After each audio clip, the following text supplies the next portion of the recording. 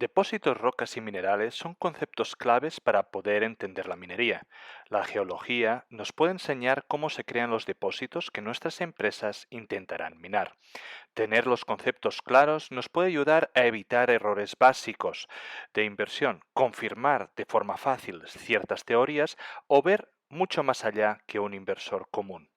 Quédate hoy en un capítulo lleno de conceptos básicos de ciencias de la Tierra para poder ser mañana un mejor inversor minero.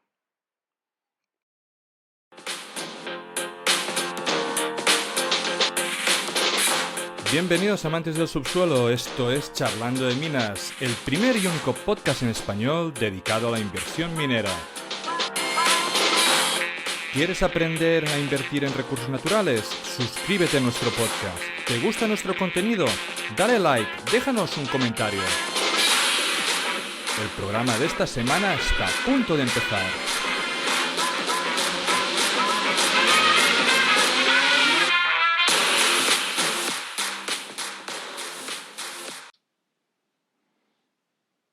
Bienvenidos a un nuevo episodio de Charlando de Minas, el único podcast en español dedicado a la inversión minera.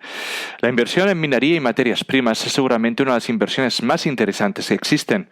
Eso es debido al gran apalancamiento con el subyacente y la intensidad de dinero y tiempo que requiere un proyecto minero, desde su exploración hasta la producción.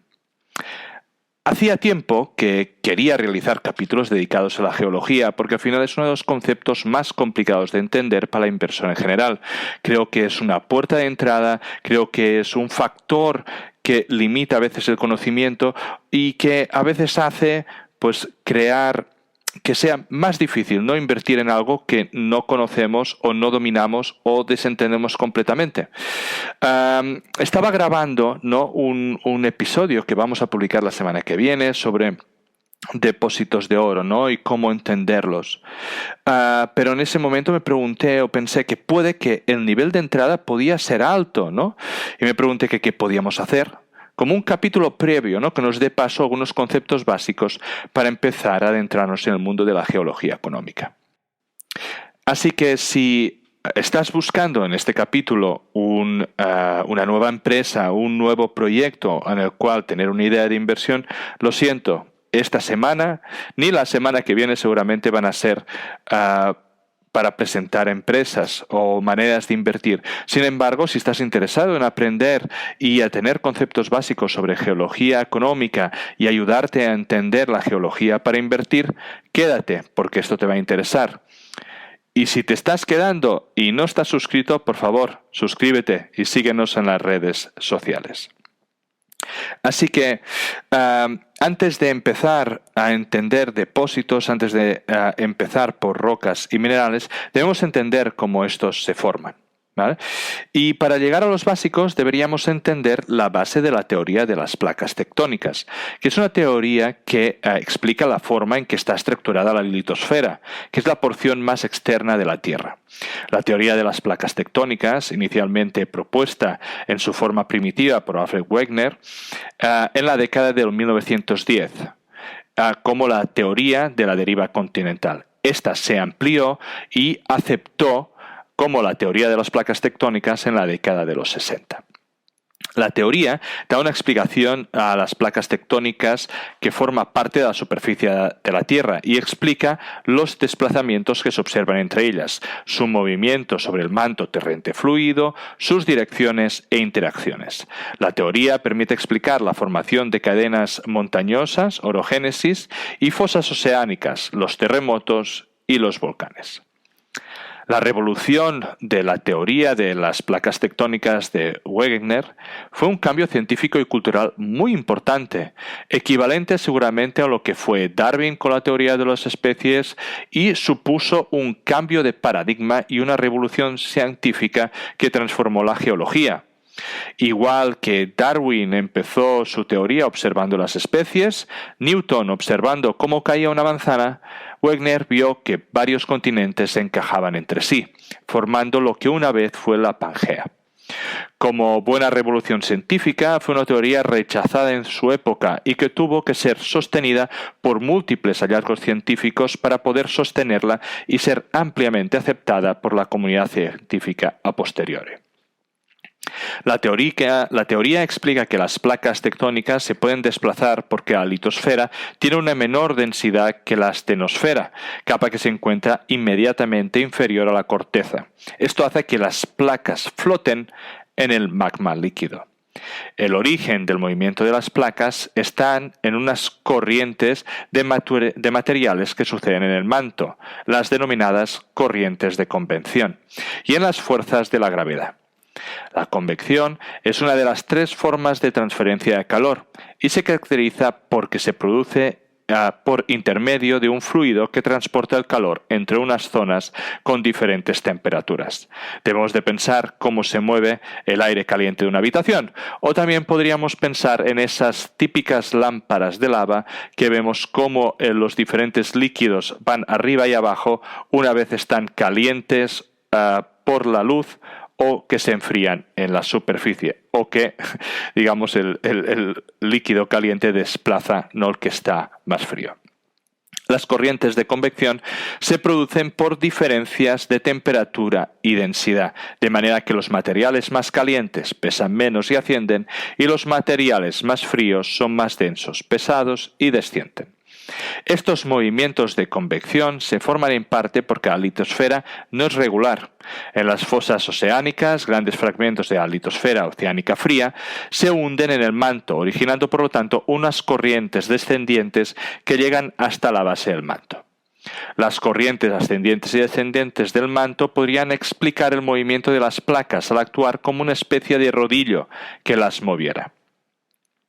El movimiento de las placas provoca que la litosfera o las diferentes cortezas se muevan, se separen o se hunden, provocando movimiento desde la Pangea hasta la distribución actual.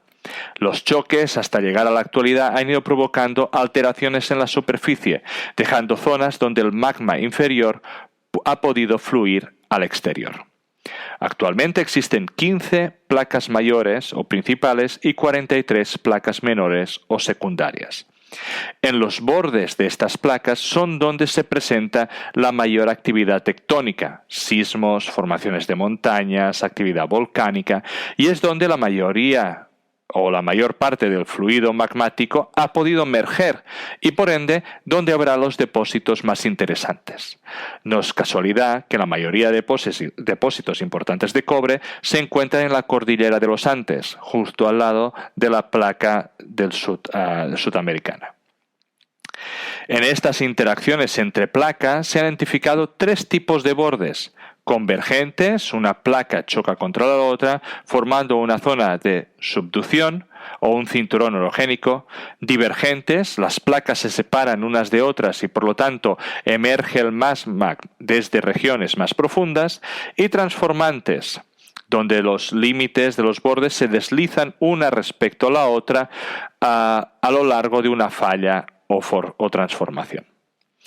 Gracias a esta teoría también conocemos los cratones, que nombramos la masa continental llegada al estado de rigidez en un lejano pasado geológico, que desde entonces no ha sufrido fragmentaciones o deformaciones, al no haber sido afectada por movimientos orogénicos. Por tal motivo, los cratones son las partes más antiguas de los continentes o fragmentos de la Pangea, cuyas rocas poseen edades muy lejanas.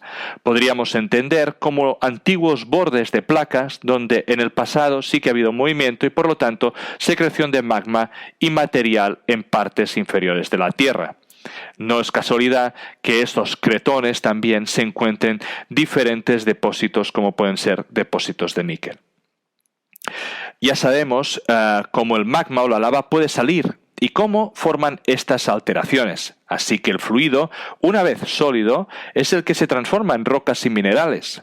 Estos términos a menudo se usan de manera intercambiable, pero cada uno tiene su propia identidad única y juega un papel fundamental en el mundo de las inversiones mineras. Las rocas están constituidas por minerales o mineroides y su composición varía según los minerales presentes. Podemos encontrar rocas que consisten de un solo mineral, como es el cuarzo, o aquellas que albergan una gran variedad, como el granito, que está compuesto principalmente por cuarzo, feldespato y mica. En cambio, los minerales son compuestos elementales con fórmulas químicas específicas y sirven como los bloques de construcción de las rocas y pueden identificarse por sus propiedades físicas y químicas únicas, ya que son sustancias sólidas y homogéneas con una composición química definida y una estructura cristalina. El cuarzo, el feldespato, la mica, la calcita, la hematita son algunos ejemplos de minerales con características distintas. Todos, o casi todos, hemos tenido en algún momento alguna colección de minerales. Esas cajitas que por pocos euros o pesetas en su momento hemos comprado en alguna feria, ¿vale? Esperando algún día tener alguna colección interminable. No son días, ¿no?, en que yo me he pasado como niño mirando, ¿no?, en esas pareditas, en esas ferias, queriendo hacerme con algún material o con un metal en concreto. Tanto las rocas como los minerales exhiben propiedades físicas que permiten su identificación. Las rocas pueden variar en dureza, textura, color, apariencia, mientras los minerales tienen propiedades específicas como clivaje, dureza, lustre y la forma cristalina. No hay niño que no haya probado de rayar con unas piedras que fueran más duras con otras y ver cómo dejaban marcas en las rocas. En el amplio espectro geológico, tanto las rocas como los minerales se clasifican de manera sistemática. Las rocas se dividen entre ígneas, sedimentarias y metamórficas, y cada uno con categorías adicionales según su composición y textura. En cuanto a los minerales, se agrupan según su composición química y estructura cristalina, en clases que incluyen, por ejemplo, silicatos, carbonatos, sulfatos, entre otros. Para poder explicar los diferentes tipos de rocas, tenemos que entender que hay el concepto que se dice ciclo de las rocas, que por lo tanto describiremos junto con los diferentes tipos de rocas. Unas rocas se pueden transformar en otras en diferentes condiciones y si pasan ciertas circunstancias. De esta manera podemos ver de que al transformarse dichas rocas y la última poder volverse a enlazar con la primera, podemos cerrar este ciclo, ¿no?, en que las rocas, digamos, ni se destruyen ni se forman, sino que se transforman, ¿vale? Y por lo tanto es interesante entender los siguientes conceptos que vamos a explicar desde un punto de vista de ciclo, desde un punto de vista que todo está conectado. También decir de que si eres un experto en el tema, sé que hay diferentes transformaciones secundarias y no todo es tan lineal. Al final este es un concepto o un capítulo básico en el que intentamos entender y dar conocimientos de ciertos aspectos y por lo tanto vamos a simplificar lo máximo posible. Las rocas ígneas, si vamos a ver un poco los diferentes tipos, y empezamos por las ígneas, se forman cuando el magma, que es de roca fundida, se enfría y solidifica. El magma puede originarse en el interior de la Tierra por la fusión de las rocas existentes o en la superficie por el enfriamiento de la lava expulsada por un volcán.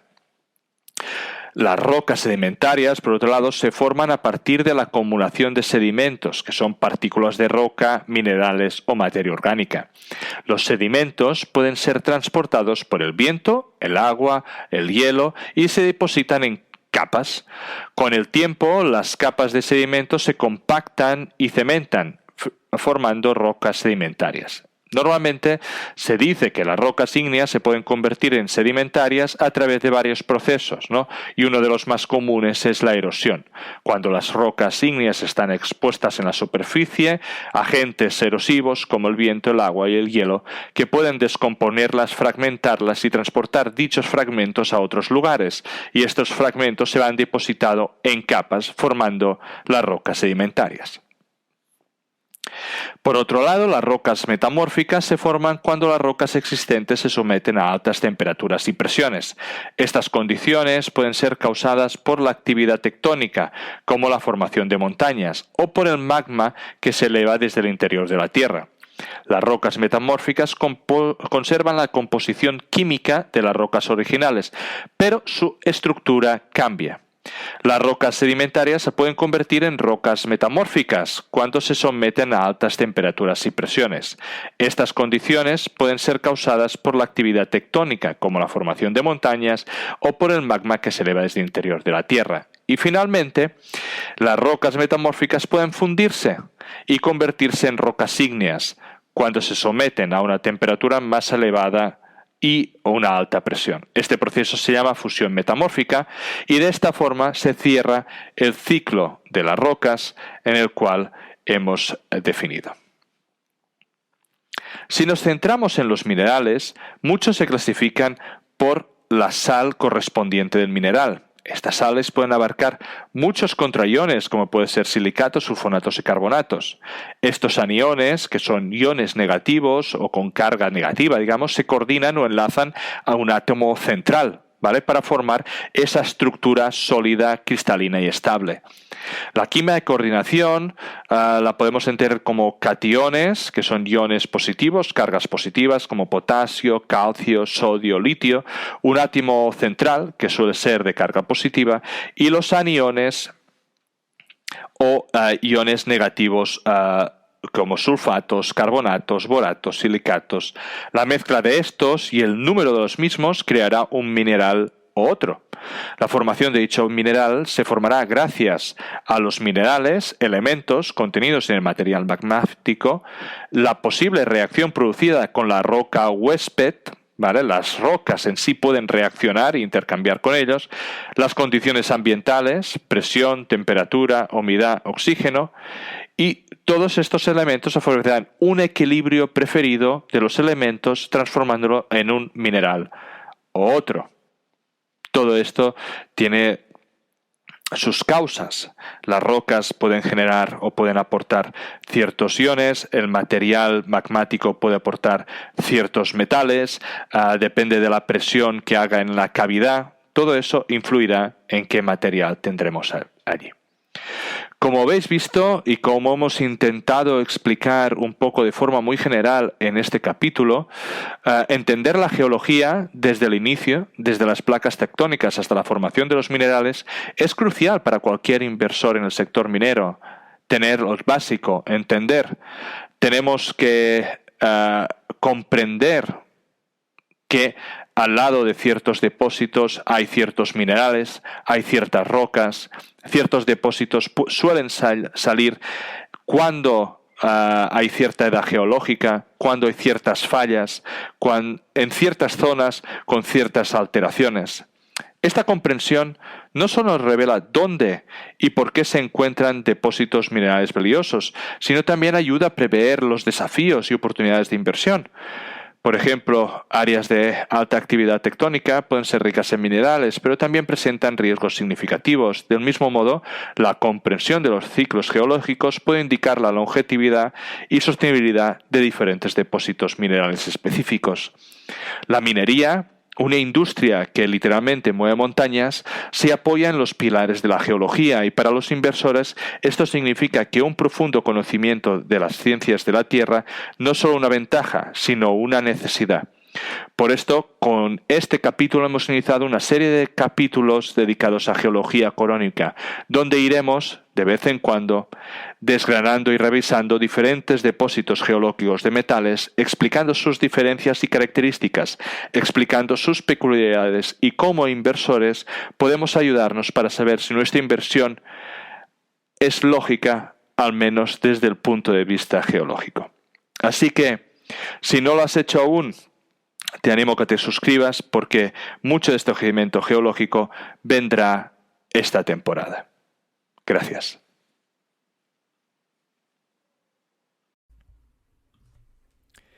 Descargo de responsabilidad. Los contenidos que aparecen en Charlando de Minas no son recomendación de inversión. Amadeu Bonet y sus invitados no son asesores de inversión. Los autores pueden tener algún interés en las compañías que se mencionan en esta publicación. Igualmente pueden tener sesgos y no ser imparciales. La información en esta publicación y de todas otras de Charlando de Minas son impersonales por naturaleza y de carácter generalista y deben ser consideradas como un producto de entretenimiento. Recuerda que el riesgo mínimo de cualquier inversión mencionada en este vídeo es el 100% del capital. Antes de tomar ninguna decisión de inversión, es imprescindible que consultes a un asesor de inversores cualificado y con experiencia. Estas emisiones son un relato personal de mi aprendizaje en el mundo de los recursos naturales. En este podcast intentaremos traer empresas, comentar tesis de inversión y hablar con gente relevante en el sector. Si te gusta, dale like y suscríbete. Soy Amadeo Bonet y esto es Charlando de Minas.